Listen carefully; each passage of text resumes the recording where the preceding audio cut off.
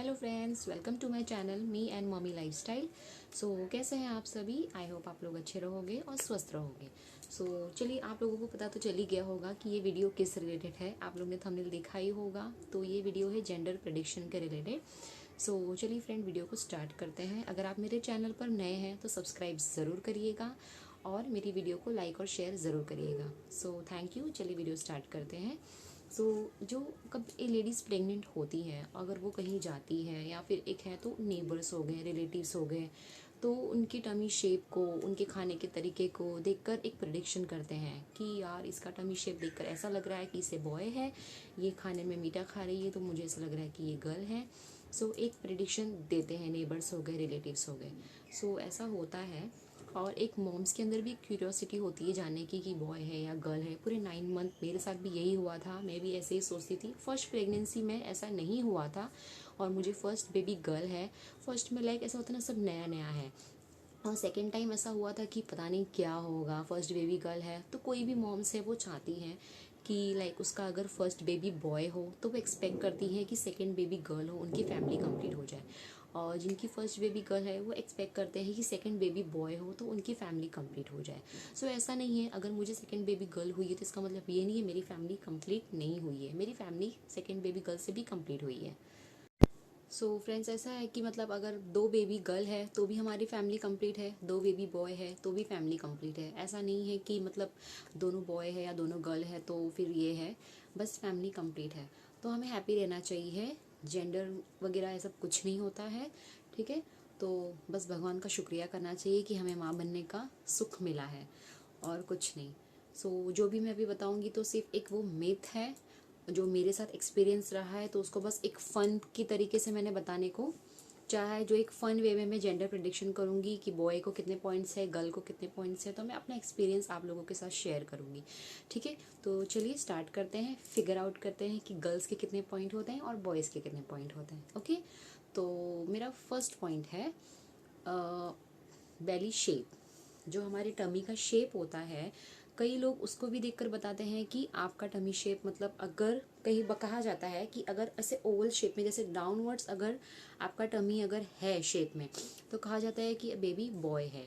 और अगर ऐसे ऊपर से ऐसा राउंडेड ऐसा होता है तो कहा जाता है कि ये बेबी गर्ल है, ठीक है। ऐसा प्रेडिक्ट किया जाता है। तो मेरे केस में ऐसा था ना कि मतलब ऐसे नीचे से ऐसे राउंड शेप था, तो सब लोग देखकर बोलते थे कि बॉय ही है। लेकिन मेरे केस में ये उल्टा रहा है, तो मतलब बॉय जैसा मतलब मेरा टमी शेप था लेकिन हुआ गर्ल, तो मैं ये पॉइंट दूंगी बॉय को।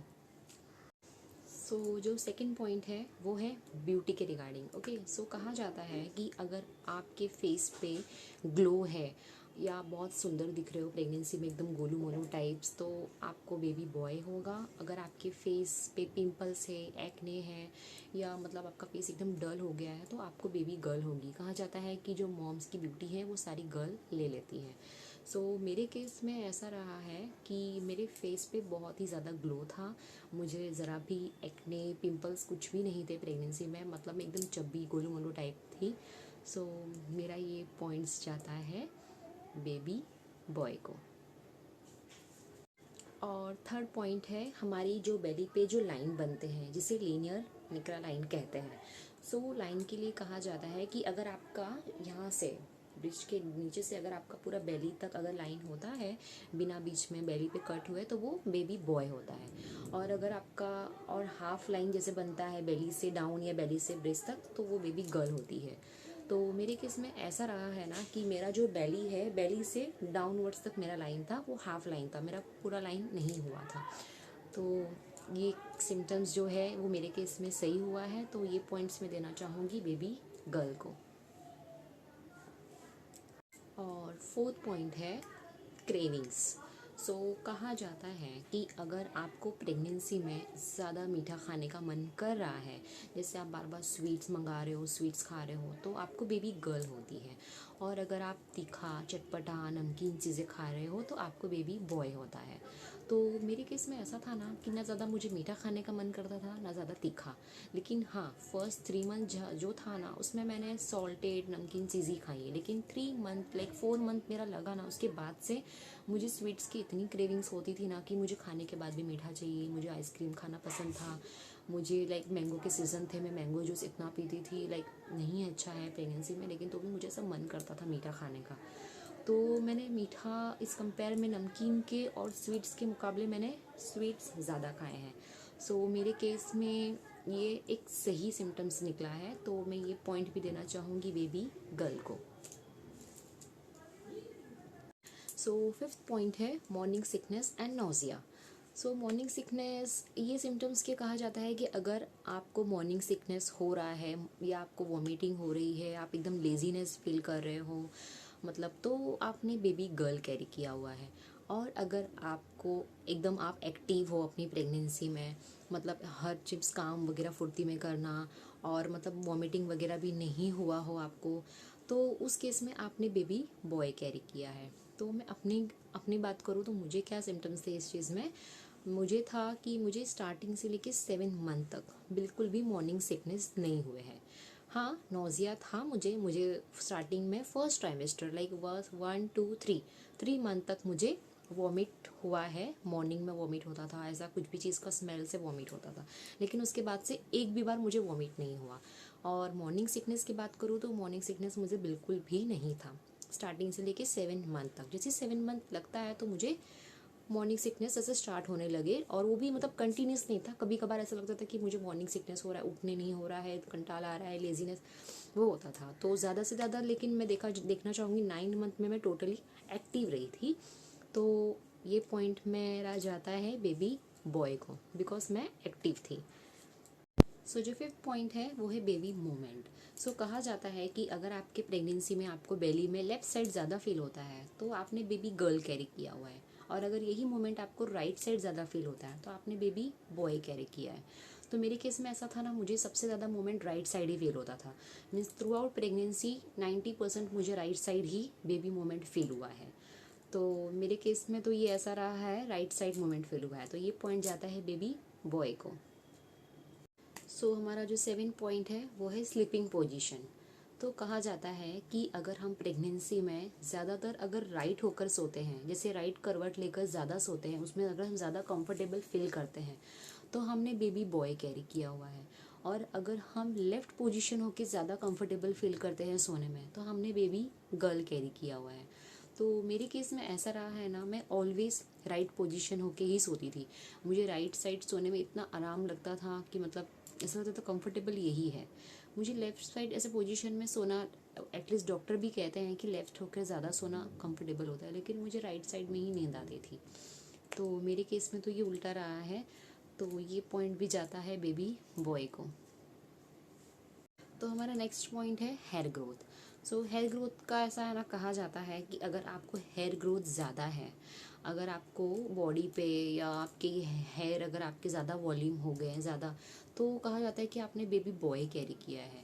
और अगर यही आपका हेयर ग्रोथ लाइक नॉर्मल है, लाइक इतना आपका हेयर ग्रोथ नहीं हो रहा है बॉडी पे, तो आपने बेबी गर्ल कैरी किया हुआ है। तो मेरे केस में ये ऐसा था ना कि मेरा भी मतलब नॉर्मली था हेयर ग्रोथ, मतलब इतने ज़्यादा भी ग्रोथ नहीं थे मेरे, और मतलब ग्रोथ ही मतलब शायद रुक गए थे, क्योंकि जब मैं ट्रेडिंग मुझे हर मंथ कराना होता था तो मैं ट्रेडिंग 2 2 3 3 महीने बाद कराती थी। वैक्स भी मुझे इतनी ज़रूरत नहीं पड़ती थी। तो लाइक मेरा हेयर ग्रोथ जो था वो एक नॉर्मल था। तो ये पॉइंट जाता है बेबी गर्ल को। और एक पॉइंट जैसे मतलब लोग बोलते हैं, मतलब ये पॉइंट में नहीं था लेकिन तो भी मैं बता रही हूँ, और एक कहा जाता है कि जब भी आप स्टेयर्स उतरते हो तो सबसे पहले अगर आप अपना राइट पैर आगे रखते हो तो आपको बॉय है, और अगर आप अपना लेफ्ट पैर आगे रखते हो तो आपको गर्ल है। यार मैंने तो कभी ये नोटिस किया ही नहीं है कि मतलब मैं कौन सा पैर आगे रखती हूँ। लाइक मतलब एक कहावत है कि ऐसा मतलब बोलते हैं सब सिम्टम्स में, एक ये भी आता है। तो मैंने कभी ये नोटिस नहीं किया, तो इसके लिए मतलब मुझे नहीं इस बारे में पता, तो मैं इसमें किसको भी पॉइंट नहीं। तो हमारा जो लास्ट पॉइंट है वो है FHR। FHR means fetal heart rate. Fetal, जब बेबी का हमारे जो हार्ट रेट पता चलता है ना तो उसे फेटल हार्ट रेट बोलते हैं। तो अगर वो 140 से नीचे है, अगर आप सोनोग्राफी के लिए जाते हो तो आपको फेटल हार्ट रेट उसमें पता होगा कि लिखा होता है, तो उसमें अगर वो आपका 140 से ऑलवेज नीचे आ रहा है तो कहा जाता है कि आपने बेबी बॉय कैरी किया हुआ है। और अगर यही फेटल हार्ट रेट अगर 140 से ऊपर है तो आपने बेबी गर्ल कैरी किया हुआ है। तो ये भी एक सिम्टम्स में आता है लोगों के मिथ्स में। तो मेरे केस में ये ऐसा रहा है ना, जितने बार भी मैंने सोनोग्राफी कराया है हमेशा मेरा फेटल हार्ट रेट 140 से ऊपर ही आया है। कभी 153, कभी 168 समथिंग, 163 ऐसे ही आया है। खाली लास्ट सोनोग्राफी जो था, मतलब चेक करते हैं बेबी पोजीशन 8.5 मंथ में, तो उसमें मेरा 135 आया था। बाकी मेरा फेटल हार्ट रेट ऑलवेज 140 से ऊपर ही आया है। तो हमेशा से मेरा जो FHR है वो 140 से ऊपर ही रहा है। तो मेरा ये पॉइंट जाता है बेबी गर्ल को। तो आप देख सकते हैं कि यहाँ पे टाई हो गया है। फ्रेंड्स, जो भी ये सब होते हैं ये मिथ्स ही होते हैं। और आपको तो है क्योंकि मैं बता दूँ कि मेरी सेकंड बेबी गर्ल है। तो ये सारे मैटर्स जो भी सिम्टम्स है वो मतलब कुछ कुछ केस में सही होते हैं, कुछ कुछ केस में सही नहीं होते हैं। तो आप ये सिम्टम्स के थ्रू अपनी प्रेगनेंसी प्रूफ नहीं कर सकते कि आपने बेबी गर्ल कैरी किया है या बेबी बॉय कैरी किया है। तो बस मैं इतना कहना चाहूँगी कि बेबी गर्ल हो या बेबी बॉय हो आपकी प्रेगनेंसी में, बस जो भी हो बेबी हेल्दी होना मैटर करता है। बस भगवान ने हमें ये सुख दिया है उसका ही शुक्रिया करिए। बेबी गर्ल और बेबी बॉय मैटर नहीं करता है, दोनों ही बच्चे हमारे लिए प्यारे होते हैं। तो जो भी ये सिम्टम्स होते हैं ये सब एक बॉडी के ऊपर डिपेंड होता है, अलग अलग बॉडी पे डिपेंड होता है, ठीक है। और अपनी पूरी प्रेगनेंसी स्ट्रेस फ्री और हैप्पी रहिए। सो फ्रेंड्स, अब तक के लिए बस इतना ही। थैंक यू, बहुत मज़ा आया ये फ़न गेम करके। तो अगर आपको मेरी वीडियो अच्छी लगी हो तो लाइक और शेयर ज़रूर करिएगा। और अगर आप मेरे चैनल पर नए हो तो इसे सब्सक्राइब भी ज़रूर करिएगा, ओके। और बेल आइकन को प्रेस करना ना भूलना, क्योंकि जो भी मैं न्यू वीडियोस डालूंगी तो उसकी नोटिफिकेशन आप तक पहुंच पाए। और आपके जो भी डाउट्स होंगे वो मुझे कमेंट सेक्शन में आप बोल दीजिएगा, तो उसके रिगार्डिंग मैं आप वीडियो बना दूंगी। तो थैंक यू, बाय बाय।